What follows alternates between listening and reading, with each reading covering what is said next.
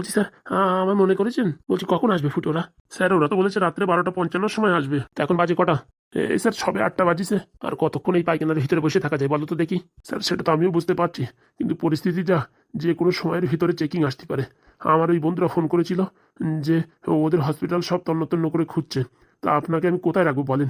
এমনি তো আপনাকে রাখা বড় দুষ্কর হয়ে পড়েছে, আর উপরেতে যদি হাতে নাতে ধরা পড়ি তাহলে তো আমার জীবন শেষ। হয়েছে হয়েছে, বলছি কি ওদের একটা ফোন করে বলো একটু তাড়াতাড়ি নেওয়ার ব্যবস্থা করে নাকি। এখানে দম আটকে এসছে বাথরুমের গন্ধে। আচ্ছা স্যার, আমি ফোন করে বলছি। ঠিক আছে। বলছি এই হসপিটালের চেয়ারগুলো না বিশাল নরম। হ্যাঁ, একদম পাঠায়ও শান্তি পাচ্ছে। ঠিক বলেছেন স্যার, বেডগুলো দেখেছেন?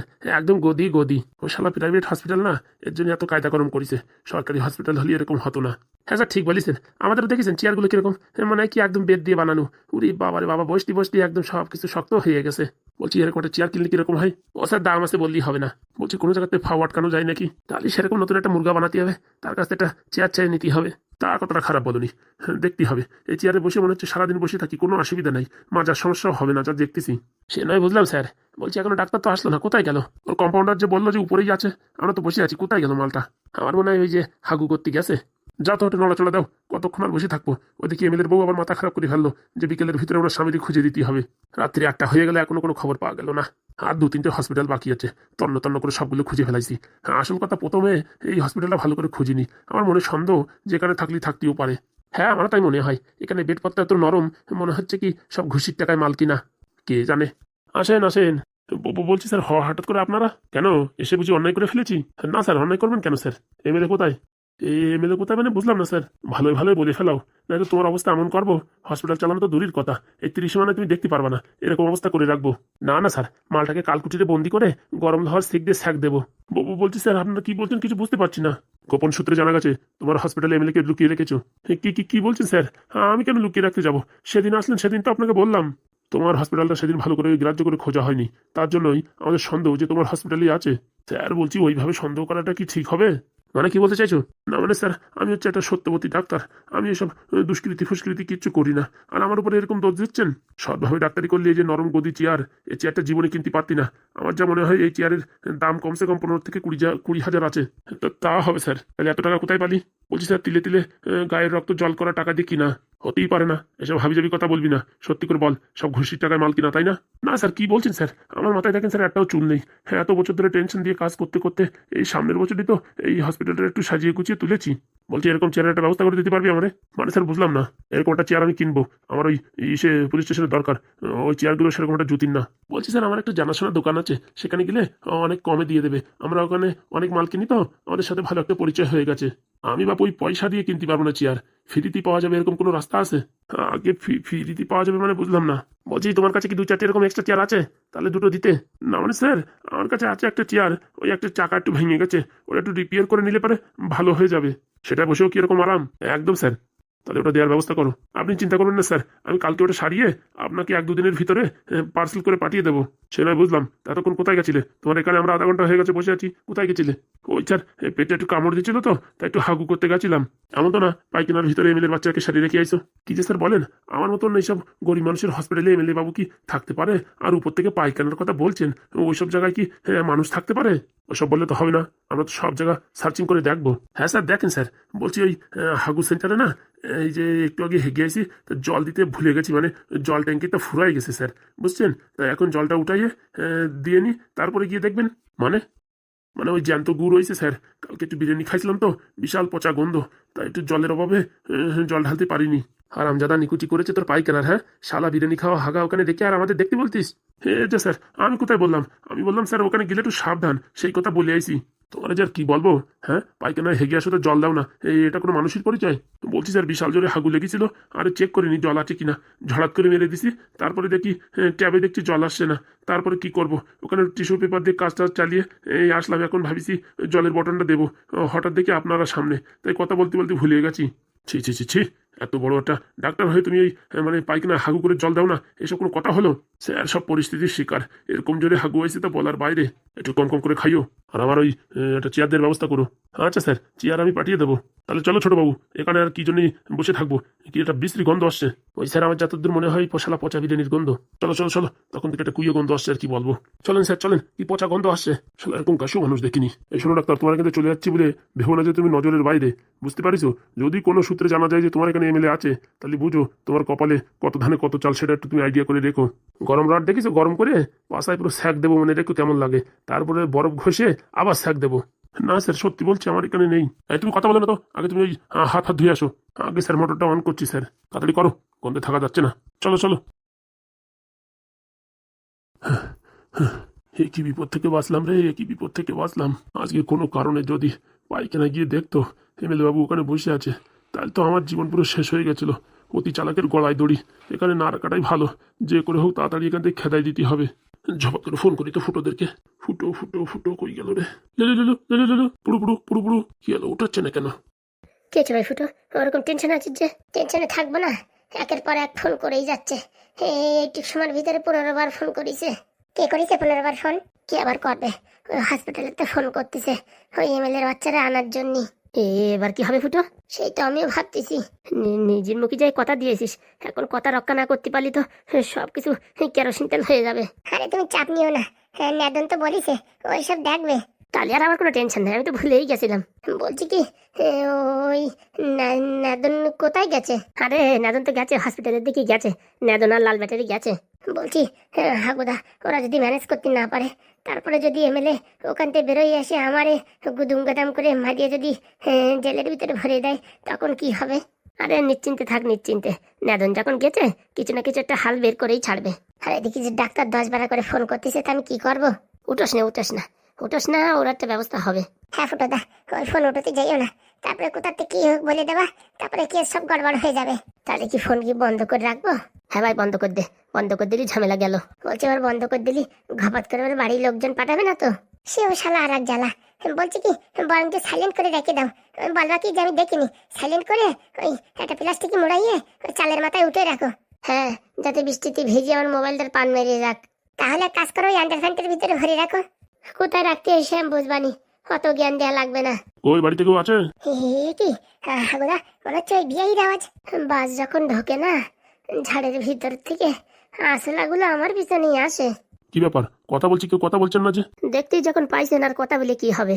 বলছি কি তাই মশাই, এত রাত্রির বেলা বুঝলাম না। বাবা বাহ, মেয়েটাকে মানে আমার বাড়ি পাঠিয়ে দিয়ে এখানে ভালো মস্তিতে আছো, আর এখন বলছো এত রাত্রিবেলায়? আমার জ্বালা আমি বুঝছি। এটা কেন বুঝে শুনে কথা বলবেন, যখন যা ইচ্ছা হয় তখন তা বলবেন না। কি বলতে চাচ্ছ ফুটো? বলতে চাচ্ছি, আপনার নাতিনকে আপনি নিয়ে গেছেন সেই সময়, এখন আবার বলছেন পাঠিয়ে দিয়ে বিশাল মস্তিতে আছো, এসব আবার কি কথা? বলছি কি ভাই, তুই সামনে থাক, এখন ফুল ফর্মে তুই আছিস, আমি বুঝিস পিছনে যাচ্ছি, সামনে যা তুই। পায়েল ভিতরে আয়। হাগুদা, আমার ছেড়ে পিছন চলে গেলে যে? আরে অত ভয় পাস কেন, আমি তো আছি নাকি? এই মালগুলো অর্ধেক রাত্রে আসলো বুঝলাম না, কোনো কুমতলব নেই তো? ডিভোর্স দিয়া মানুষ কুমতলব ছাড়া কি আসে? আয় রে আয়, অত নটঝট করা লাগবে না, আয়। এই যে এখন থেকে আমার নাতি এখানেই থাকবে। এখানে থাকবে মানে? যখন মামা বাড়ির আবদার নাকি, যখন আসলো তখন গেল? হ্যাঁ, তোমাদের মত মতন কাজ হবে নাকি? এটা আমার শ্বশুর বাড়ি, মানে এটা আমার বাড়ি, আমার ইচ্ছে আমি কোথায় যাবো কি না যাবো। সে বুঝলাম তোমার বাড়ি, তা তোমার ইচ্ছে মতন তুমি চলে গেলি হবে? আমাদের পারমিশন ছাড়া গেছো, আমাদের পারমিশন ছাড়া আসছো, এই কাজগুলো কি ঠিক? বাবা বাবা, এসব কথা নিজের ছেলেরে বলতে পারো না? হ্যাঁ, পাদুরি বলতে পারো না? অন্য মেয়ের সাথে ফোনে কথা বলে ওর ফোন অন্য মেয়ে উঠায়, এসব ব্যাপারে কিছু বলতে পারো না? ওইসব ব্যাপারে তোমাদের সাথে বলিয়ে কোনো আমাদের লাভ নাই। কেন বলে লাভ নাই? কেন বলে লাভ নাই? এই যেটুকু গরম আমার দিচ্ছ, একটু গরম যদি তোমার ছেলেদের দিতে, মানে তোমার ওই ছেলে পাদুরি দিতে, তাহলে আর আজকে এই দিন দেখতে হতো না। ফুটফুটে আমার নাতিটারে, হ্যাঁ, আগা নাই পাচা নাই কিচ্ছু না দেখে ঘপাত করে বিয়ে দিয়ে দিলাম টাকমাতা ছেলের সাথে। হ্যাঁ, চাকরি করে না ফাকরি করে কিচ্ছু জানলাম না, ঝপাত করে বিয়ে দিয়ে দিলাম। আর সেই ছেলে এখন এই মেয়ে ছেলে আর এক মেয়ের সাথে সম্পর্ক করতে চাচ্ছে, আমি বেঁচে থাকি তা কোনোদিন হতে দেবো না। হ্যাঁ, এটা কোনো কথা হলো নাকি? হ্যাঁ, এই বুড়ো ঢাবনার পিছনে টাক মাথা মিনছে কথা বলিস কেন? হ্যাঁ, কই আমার বললে নাকি? না না, তোরে বলবো কিসের জন্য? আর দামনা বুড়ো, তোর বিয়ে হয়নি, তোরে বলবো কিসের জন্য? বলছি তোমরা কি করে জানলে আমার বিয়ে হয় নাই? ওর বিয়ে হয়েছে কি হয় না সে দায়িত্ব আমার, বুঝতে পারিস? তোমাদের সাথে অত কিড়িকিড়ি করতে আসি নাই। এখানে আমার নাতিন থাকলো, যতদিন না ডাইভোর্স হয় ততদিন পর্যন্ত এখানে থাকবে। আর যে কথা হয়েছে 7 লাখ টাকার 1 টাকা কমে ডাইভোর্স হবে না, মনে রাখিও। এই শোনো, তুমি এত এখানে বেশি গরম দিও না, বুঝতে পারিস? তুমি যে ঘটকালি করো না, তোমার ওই ঘটকালি একদিনই ঘুষাই দিতে পারি। দেখো উল্টো পাল্টা আমার দাদুর নামে কথা বলবো না বলে দিচ্ছি, তোমাদের এমন কেসে ফাঁসাই দেবো না, একদম চিট হয়ে পড়বা। বলছি মা, তোমার তো কিছু বলিনি, আমার দাদুর সম্পর্কে যদি কিছু বলো না, বলে দিচ্ছি কারোরই ছাড়বো না। হ্যাঁ একদম কিন্তু জেলের ভাত খাওয়াই ছাড়বো। উরি বাবা রে বাবা, এই মেয়ে তো দেখছি অনেক পাকা পেকিয়ে গেছে।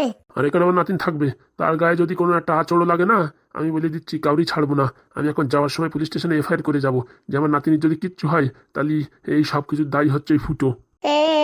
এত লাখ থাকতে আমার দোষ মানে? তুই হচ্ছে যত নষ্টের গুড়া, তাই তোর উপরে সব দোষ আসবে, মনে রাখিস। শোন আমি চললাম, যাওয়ার সময় একটা পুলিশ স্টেশনে এফআইআর করে যাব। তোর গায়ে যদি একটা আঁচড়ও আসে না, এদেরকে আমি ছাড়বো না বলে দিচ্ছি। শালা আমার চেনে না, হ্যাঁ ঘটকগিরি করি বলে আমার কি হালকাই নিচ্ছে নাকি? কত মেয়ের জীবন বসাই দিলাম আর কত ছেলের জীবন আলকাতরা করে দিলাম, এখন আমার চেনে না? হ্যাঁ আমার সাথে ফাজলেমি। আচ্ছা দাদু সাবধানে। শোন, তোর যদি ভালো করে খাতিপত্তি না দেয় না, একটা খালি ফোন করবি, দেখবি এদের কপালে পুরো একদম টিকটিকি ঝুলোই দেবো। ও নিয়ে তুমি টেনশন করো না দাদু, আমি তোমার নাতিন, কি করে কি করতে হয় সব আমার জানা আছে। আর যে যত সলি পরামর্শ দিক, কোনো পরামর্শে রাজি হবি না।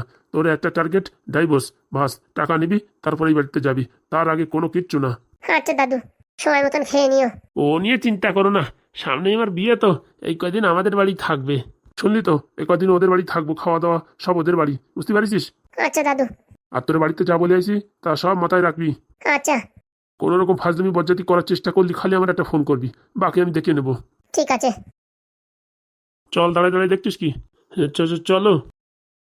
বলছি কি মা, তুমি হঠাৎ করে চলে আসলে বুঝলাম না, আমার বাড়ি আমি কোথায় আসবো কি না আসবো সেটা আমি বুঝবো। মানে তুমি তো বলছো আবার ডিভোর্স দিয়ে দেবা, আবার বলছো তোমার বাড়ি, মানে ব্যাপারটা বুঝলাম না। যতক্ষণ ডাইভোর্স না হয় ততক্ষণ এটা আমার বাড়ি, বুঝতে পারছেন? হ্যাঁ সে নয় বুঝলাম, তা হঠাৎ করে এরকম আড্ডা রাত্রি চলে আসলে মানে বুঝলাম না। তোমার ছেলের যা ভাবতাল, কোন সময় ওই যে মেয়ের সাথে কথা বলতেছে তার নিয়ে এই বাড়ি উঠে আসবে তার কোনো গ্যারেন্টি নাই। এর জন্য আমি এখানে পাহারায় থাকবো। যদি কোনো রকম তোমরা শয়তানি বজ্জাতি করার চেষ্টা করিছো, সব কটারে জেলের ভাত খাওয়াই ছাড়বো, মনে রাখো। হ্যাঁ আমার চেনো না, আমার নাম পায়েল, সব কয়জনের পায়ে পরিয়ে দেবো পায়েল। আরে মা, বলছি কি তোমার কথা একটা ভুল হচ্ছে। ওই পাদুর যেখানে থাকে তো, সেখানে যে মেয়েটার সাথে তুমি কথা বলিস সেটা হচ্ছে ওর ওই মানে মালিক, মানে মালিক বলা যায় না, ওই ওদের স্যারের মেয়ে। ওই বেশি বয়স না, তাদের টিউশনি পড়ায় তো পাদু, তাই ওরা ঘপাত করে ফোন উঠে ফেলেছিল। পাদুর বাচ্চা এখন ওখানে টিউশনি পড়াচ্ছে, মানে ওর এমনিতেই হয় না।